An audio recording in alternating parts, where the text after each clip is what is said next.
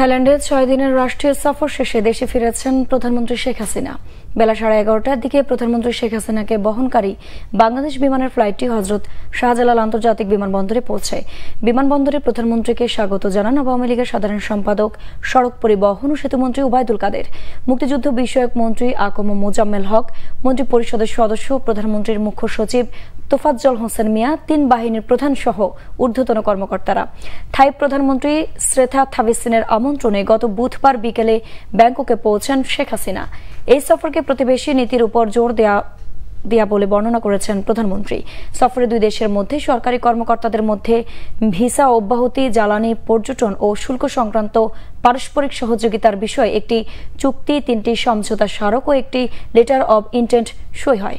এছাড়া সফরে জাতিসংঘের এশিয়া ও প্রশান্ত মহাসাগরীয় অঞ্চলের অর্থনৈতিক ও সামাজিক কমিশন UNESCAP এর 80তম অধিবেশনেও অংশ নিয়ে বিশ্ব নেতাদের যুদ্ধ বন্ধের আহ্বান জানান প্রধানমন্ত্রী শেখ হাসিনা।